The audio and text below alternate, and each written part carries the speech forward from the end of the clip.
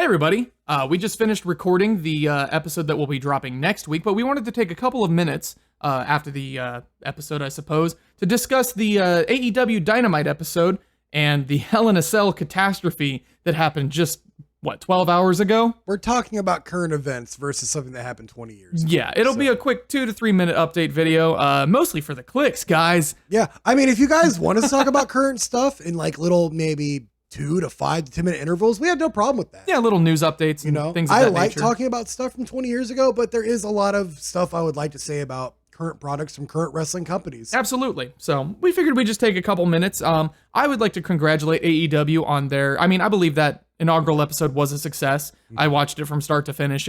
I thought it was pretty good. There's upsides, there's downsides, but overall it was a really strong performance. And I thought they did better than the NXT episode that was on the same, at the same time frame. There's been a lot of talk about the Joker movie being out and like how it might influence people to violence. John Moxley influenced me. I am going to double arm DDT my step-grandfather through the coffee table in my mother's house this Thanksgiving. What you gotta do? Get ready, old man. John Moxley, I know people are shitting on that segment, and I don't really understand why. It's John Moxley's thing to take people out of the ring and to bash them around. You've got the broom handle, which was a bit weird. My biggest issue... Well, here's the thing, is I think they're not mad at John Moxley. It's more...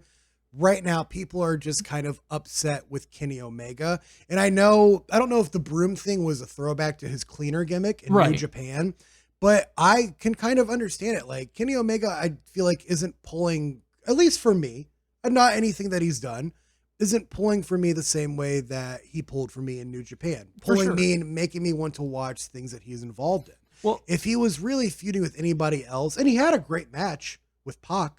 Yeah. No, but if it wasn't with John Moxley, would I really be that interested in what Kenny Omega's doing right now unless he was wrestling Jericho or someone that he had wrestled in New Japan? Probably not. I've never been interested in Kenny Omega other than the Jericho Kenny Omega match that they first had when Jericho was leaving. Yeah, I enjoy Omega. I'm not even saying I don't enjoy him. I just don't care for most of his styling. I'm not going to sit here and shit on the guy. He's never been somebody I've been particularly interested in. This is so much more relaxed than when we're screaming about the Giant being stinky and Lex Luger about Mondays. But the reason that I think I was kind of disappointed with this was the ref sees Moxley come behind Omega, pulls him out of the ring, doesn't do a 10 count, doesn't DQ, doesn't do anything. The match just keeps going like nothing ever happened. That was ridiculous. Small wrinkle. The Nyla Rose Rio match was terrible. Oh, wow. That was really bad. And I don't like dogging on wrestlers. I don't like dogging on people who have bad matches. As much as we like to really shit on Sergeant Craig Pittman and stuff, I don't like it when people it's a personal. That, for you, yeah. but I don't want people to come in and be, if I do a bad haircut when I'm at work or if I pierce something wrong, I don't want people to, God, I can only imagine being called out on the internet every 5 seconds if I did something wrong. Yeah, not to mention for other reasons that, you can't aren't control. relevant. Yeah, it's ridiculous. So I did not want that match to be bad, but it really, really was bad. Yeah. The wrong decisions were made. The match did not go over well. No, I was really looking for the women's division AEW to be more than it really is right now. It's compared to WWE, it is incredibly lackluster. I do like how they're bringing in a lot of the Jojis and making them like the cruiserweights, but I'm just not.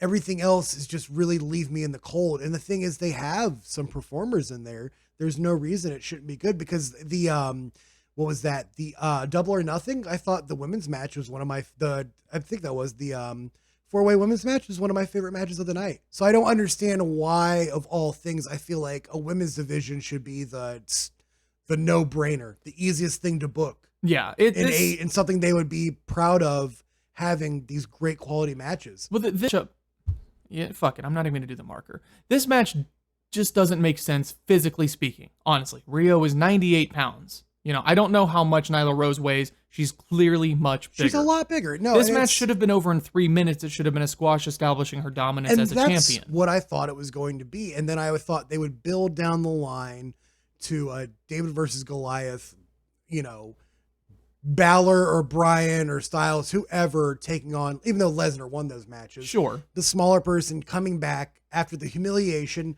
And that honestly would have been a better storyline. And that would have saved them a lot of the gaffes and just flubs that happened in this match. If Nyla just would have mauled her And I'm not talking about, God, the whole Brock Lesnar, Kofi Kingston thing. No. It could have went on for about 2-3 minutes and just manhandling her, and Rio could have got some stuff, but just being, it's believable, should be overpowered by the sheer size difference of Nyla Rose. There was a story that Al Snow told during one of his wrestling teaching sessions that he does. You can find him on YouTube, but he was talking about, I can't remember the exact match, but there was a match between, two greats back in the day. I think it was 70s or 80s. One of them was big, one of them was little, and they went out and they had a really good 15-minute match, and they came back, and the promoter was like, well, we just built you for no fucking reason because you ruined your character. Why did it take you 15 minutes to beat this little person? Doesn't make any sense. So, but then if you have the squash match with them, and look, I'm just armchair booking. Like, I'm not, obviously these people have invested in their craft and get the millions of dollars to do what they want.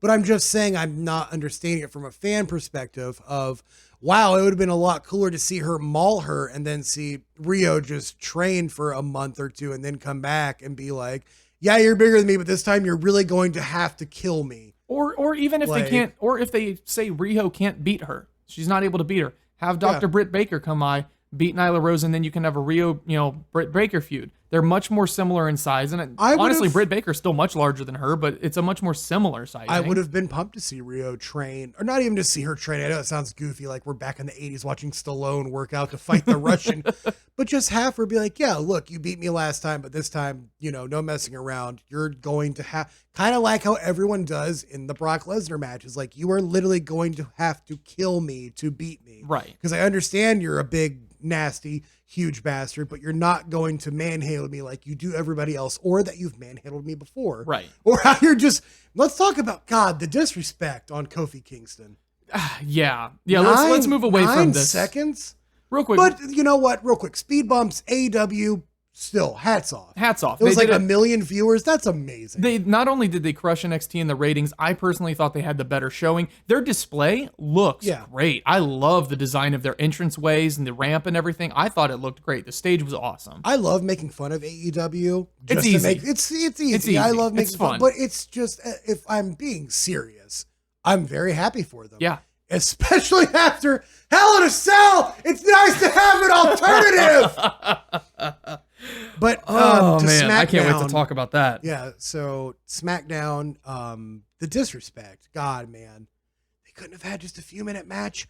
Lesnar could have just, took everything he had and just, maybe that's would have been worse, but I feel like one F5 when other people have kicked out of it and just put him away. It's just disrespect. You can say Kofi's title reign hasn't been the best, and I'll agree with you. It hasn't been the most entertaining. He's been giving a lot of things. I don't think that's his fault. You're having him wrestle Randy Orton. Nothing against Randy Orton. Randy Orton actually put on one of the best matches at Hell in a Cell last night, in my opinion. With Ali? I loved that match. I don't think so. I thought it was but anyway, getting back to it, I'm not crapping on Randy. I'm just saying I feel like there would have been more entertaining things you could have done with Kofi, booking-wise, and opponents for his title reign to be a bit more interesting. Well, and I think they could have told the story with Randy Orton better because they didn't even address really the history behind the fact that Randy Orton kind of had him buried for 9 years. No, they did for a little bit. But they really should have emphasized that. That point should have been driven home. It was more like Orton talking about his kids and stuff like that, and that's whatever. It was just Randy being Randy. Randy's not terrible. I'm a Randy Orton fan. I'm a big He's fan. awesome. Yeah, I think he's great in the ring. I just like Orton more when he's not wrestling for the top part. Right. Because I think he does way better. It looks like he's having a lot more fun when he's just saying the N-word playing Call of Duty than when he's wrestling Kofi. Sorry.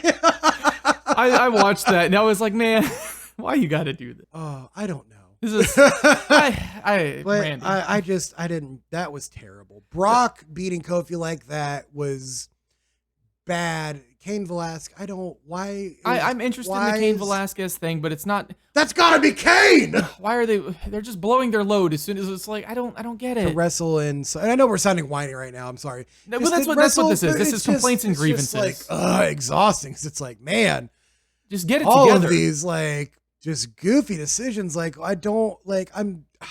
We just got off of yelling about the Yeti, and here we are still complaining about shitty decisions 20 plus years later. I'm surprised the Yeti didn't come out and do a run-in between. You know what? If the Yeti would have came out and done a run-in in the Bray Wyatt, Seth Rollins, Hell in a Cell, and that's why the match was over, I would be 1,000 times friggin' happier than a referee stoppage in a Hell in a Cell match.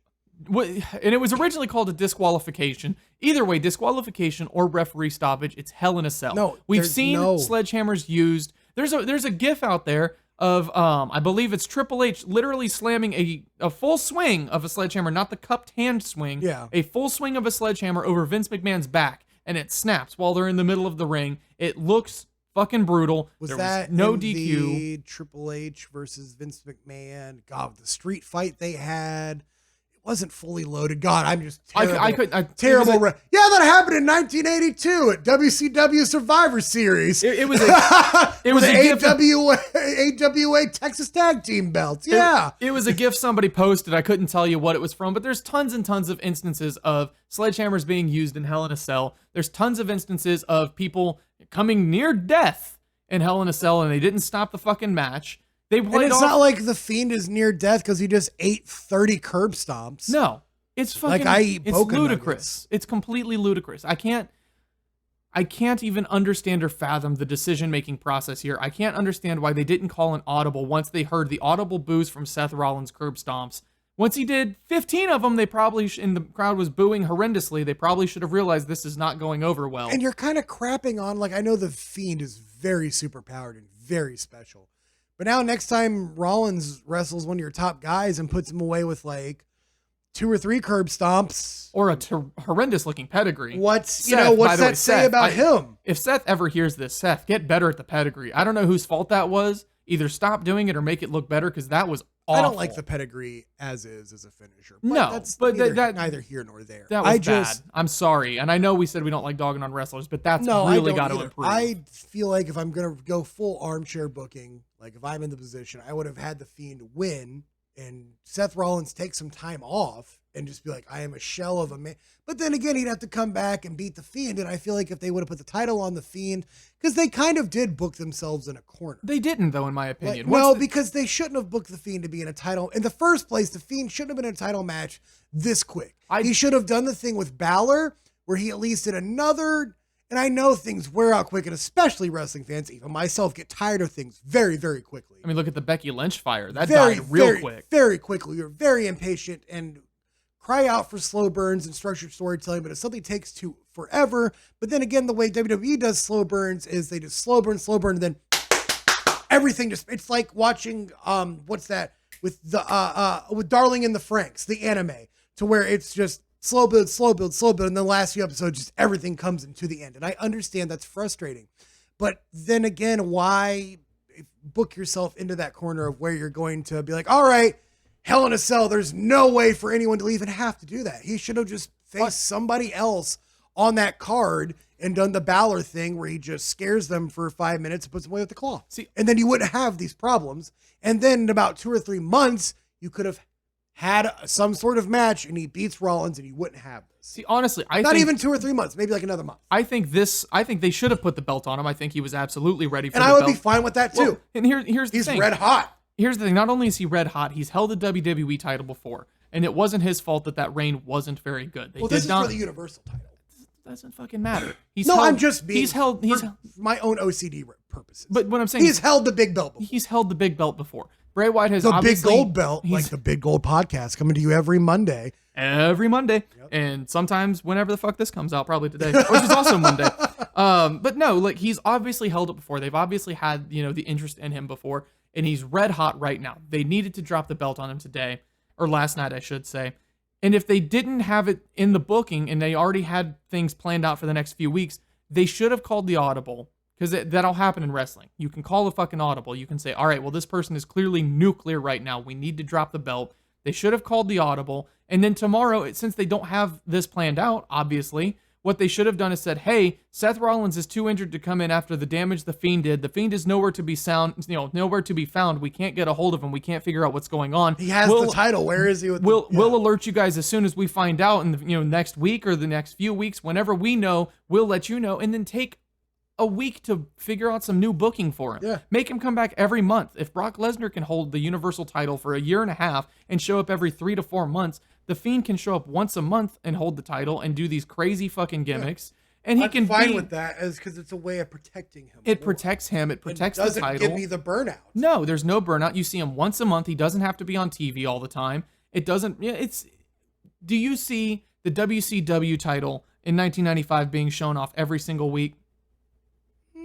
No, you don't. You see Hulk Hogan. You see Hulk Hogan, but you don't see it always being shown off. You don't see it always being put in matches. You don't see it being defended. Being shown off because he comes there with it and he talks about it, but he's not defending it every week. Right. But that's, I mean, the Fiend is a different kind of attraction than Hulk Hogan, and he's built around sometimes not even being there, just doing the Firefly Funhouse thing. Yeah, it's okay for him not to be there. Exactly. You don't have to always have something every single week. No. How can I miss you if you won't go away? Go away and learn a new hold. Yeah. But on that note, yeah, this it was terrible. I can't believe the booking decisions. I can't believe the lack of an audible. WWE, I will not be watching Monday Night Raw. Will you be watching? What? No, are we doing this? No, I never usually watch Raw.